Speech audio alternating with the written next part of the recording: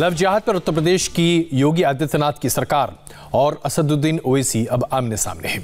Love जिहादियों को उत्तर प्रदेश के मुख्यमंत्री योगी आदित्यनाथ का अल्टीमेटम है, लेकिन असदुद्दीन ओवैसी तिलमिला उठे हैं। असदुद्दीन ओवैसी का कहना है कि उत्तर प्रदेश के मुख्यमंत्री योगी आदित्यनाथ सिर्फ मुसलमानों के खिलाफ लोगों को भड़काने का काम करते हैं। ओवैसी के मुताबिक बिहार में बीजेपी की दाल नहीं गल रही, इसीलिए वो लव जिहाद जैसे मुद्दों पर अपनी बातों को सामने रख रहे हैं। आपको सुनाते हैं उत्तर प्रदेश के मुख्यमंत्री योगी आदित्यनाथ ने लव जिहाद पर क्या कहा था और असदुद्दीन ओवैसी ने कैसे उस पर पलटवार किया।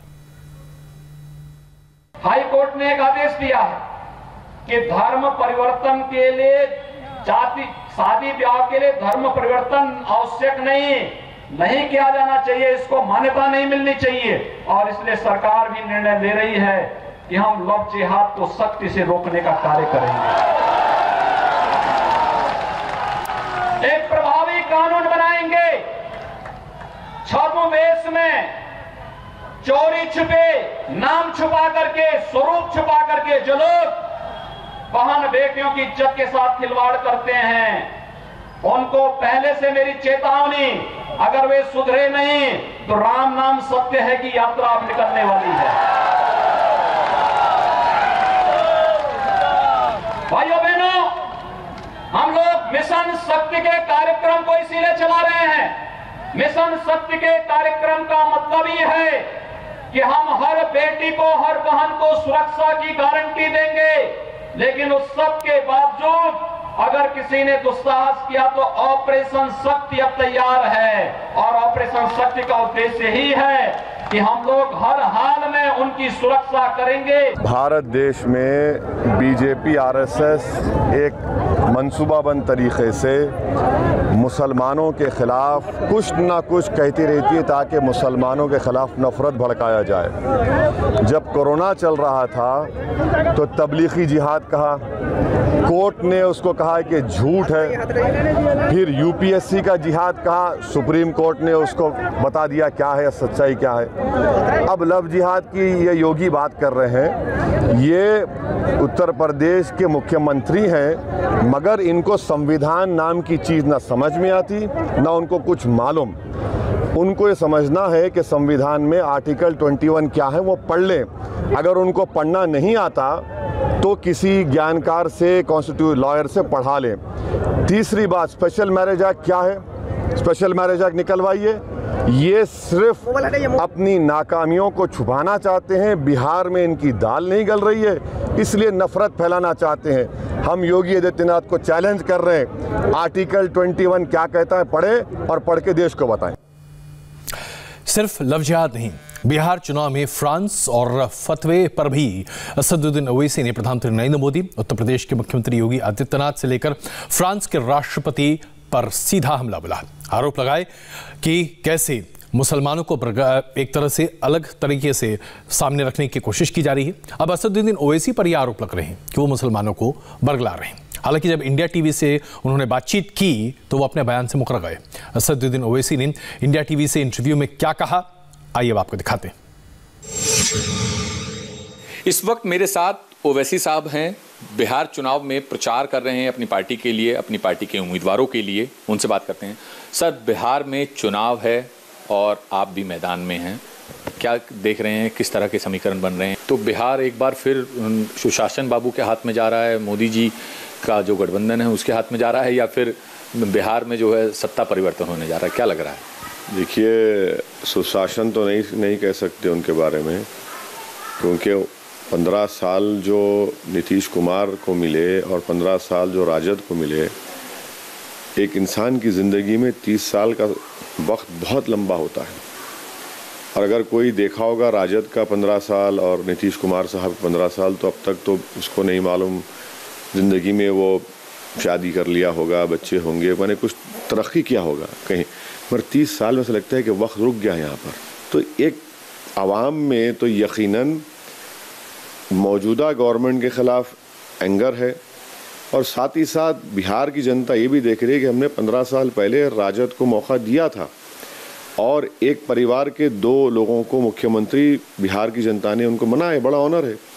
मगर जो डेवलपमेंट होना चाहिए था, जो बिहार की जनता को जो बुनियादी चीज़ों की ज़रूरत थी, अब देखिए सरकार, government of India, Modi BJP partner है, खुद एमएसएमई मिनिस्ट्री कहती है कि पूरे देश के 25 इंडस्ट्रियल बैकवर्ड डिस्ट्रिक्ट्स में 14 बिहार के हैं।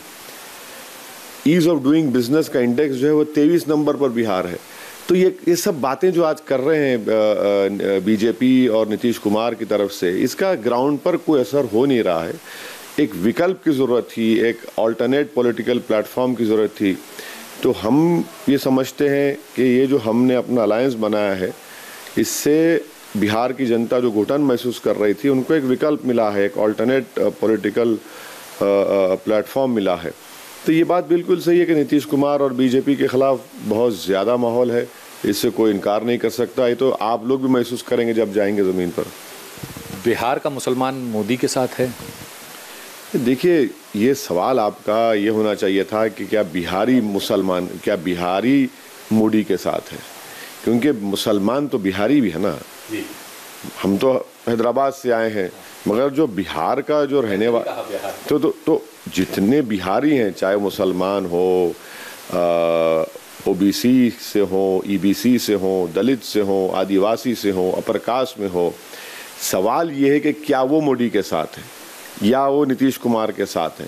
तो मुसलमान का नाम लेते ही एक हमारे जवाब के बाद लगता है कि भाई ये लोग कम्युनल कर रहे हैं, आप और हम। तो हमारा जवाब ये है कि बिहार की एक बहुत बड़ी जनता नीतीश कुमार और मोदी से नाराज़ है और उनके खिलाफ है, और साथ ही साथ ये राजद को अब के ऊपर उनका कॉन्फिडेंस पैदा नहीं हो रहा है, क्योंकि बिहार एक ऐसा स्टेट है, हम तो पॉलिटिक्स के स्टूडेंट रहे हैं, जो हमने देखा है इतना कास्ट लाइंस पर बिहार में यहाँ पर उसकी इम्पोर्टेंस है कि कोई नहीं कह सकता कि भाई ये दूसरे स्टेट की तरह के ये जा रहा है। तो ये बड़ा ही एक पजल को सॉल्व करना पड़ता है। तो हमको, मगर एक बात तो है, नीतीश कुमार बीजेपी से लोग बहुत नाराज़ हैं, और साथ ही साथ राजद कांग्रेस से भी, क्योंकि आपने वोट लिया था 5 साल पहले ये कहकर के हम बीजेपी को रोकेंगे, मोहन भगवत को रोकेंगे, संघ मुक्त भारत करेंगे। तो 3 पार्टी मिलकर वोट हासिल किए। आज सब लोग, खास तौर से अक़लियतें, माइनॉरिटी से पूछ रहे हैं, भाई आपने तो हमारे को धोखा दिया, आप जिम्मेदार है, नीतीश कुमार चला गया तो कांग्रेस आरजेडी की भी जिम्मेदारी है। तो इसलिए अब लोग ये देख रहे हैं कि हम अपने वोट को ज़ाय नहीं करेंगे, अपने वोट की वैल्यू को समझ रहे हैं, और इसीलिए हम समझते हैं कि ये बड़ा इंपॉर्टेंट इलेक्शन है। सर, एक और बात, बिहार चुनाव में आप खुद प्रचार कर रहे हैं, फ्रांस के राष्ट्रपति का बयान बहुत उठ रहा है, आप भी उसका जिक्र कर रहे हैं अपनी रैलियों में। उस बयान की अहमियत बिहार चुनाव में क्यों है? देखिए, हम अपनी रैली में कहीं, इलेक्शन रैली में कहीं पर भी हमने जिक्र नहीं किया।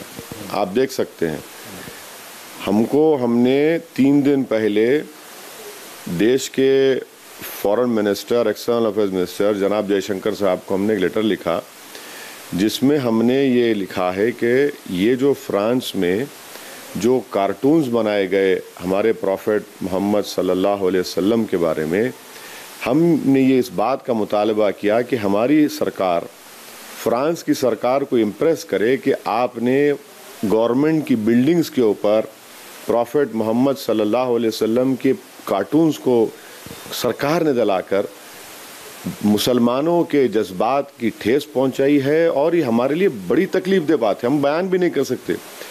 और हमने साथ ही साथ उस लेटर में हवाला भी दिया कि फरवरी 2019 में पार्लियामेंट में एक सवाल के जवाब में मोदी सरकार ने कहा कि जब जब भारत सरकार को मालूम होता है कि किसी फॉरेन मुल्क में माइनॉरिटीज़ पर कुछ तकलीफ़ होती है या उनसे नाइंसाफ़ी होती है या जुल्म होता है, तो भारत सरकार उस फॉरेन कंट्री से उनको समझाती है, उनको अपना नोटिस क्या बल्कि उनको बताती है कि भाई हम ये गलत हो रहा है, जिसमें हिंदूज़ का भी इसमें आंसर में जिक्र था।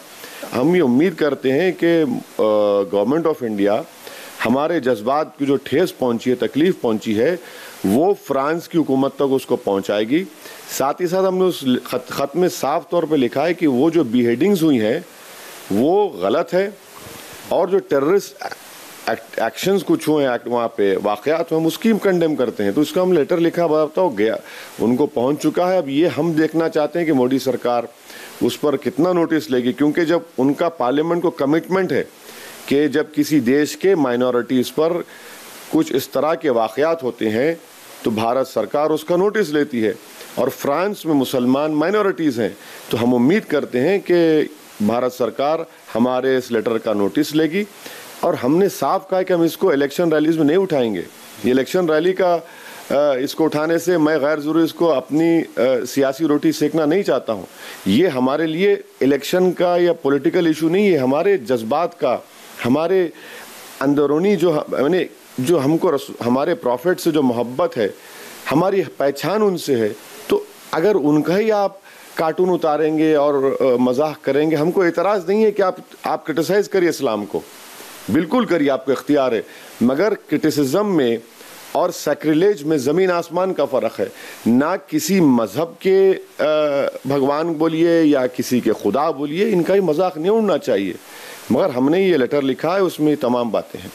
सर, जो फ्रांस के राष्ट्रपति ने बयान दिया, उसके बाद उनके बयान का विरोध कई जगह देखने को मिला, भोपाल में, इंदौर में, मुंबई में। तो उनके जो पोस्टर्स हैं वो सड़कों पे चिपका दिए गए ताकि ना चाह करते हुए बंदा जो है, कोई व्यक्ति उनके ऊपर से पैर रख कर निकले।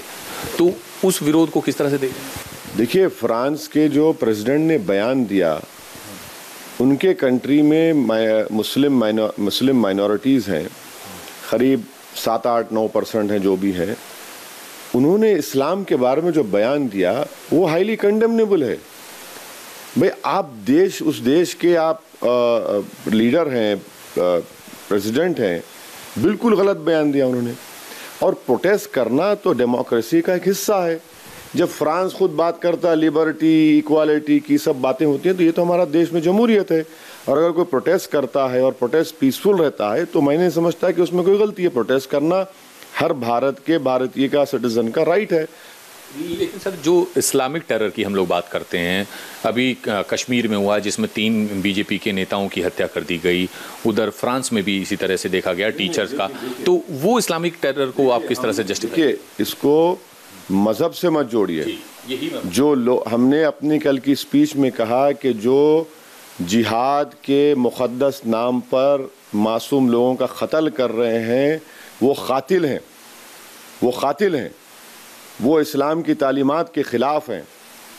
हम आईसिस के भी ख़िलाफ़ हमने खुलकर बयान दिया था। और ये जो लोग हरकत ऐसी कर रहे हैं फ्रांस में कि किसी की गर्दन काटना, किसी को टेररिस्ट एक्शन लेना, ये इनकी आइडियोलॉजी है, इसका दीन इस्लाम से कोई ताल्लुक़ नहीं है।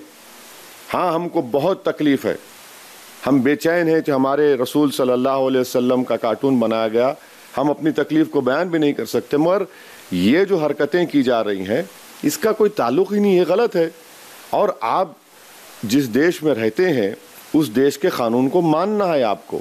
और आप जब कोर्ट्स है, अदालत है, आप कैसे जाकर किसी की जान ले सकते हैं? ये कैसा हो सकता है? ये तो अनारकी हो जाएगी।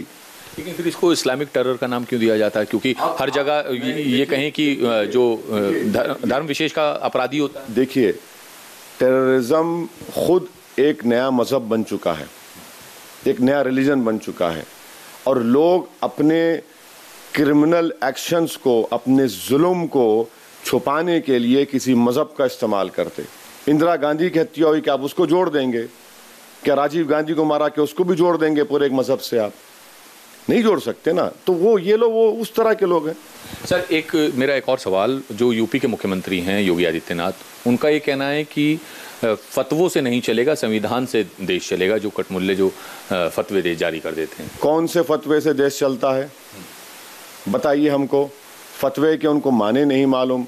फतवा एक ओपिनियन है जिसका कोई लीगल बैकिंग नहीं है। अगर मैं किसी मदरसे को जाता हूं, और हर मदरसा नहीं दे सकता, उसमें एक स्पेशलिस्ट मुफ्ती होते हैं, मैं एक इस्लामिक क्वेश्चन के ऊपर उनसे सवाल करता हूं और कोई ऐसा फतवे से देश नहीं चले। भाई, हम तो कह रहे हैं देश चलता है संविधान से। आप कहाँ चला रहे हैं संविधान से देश को?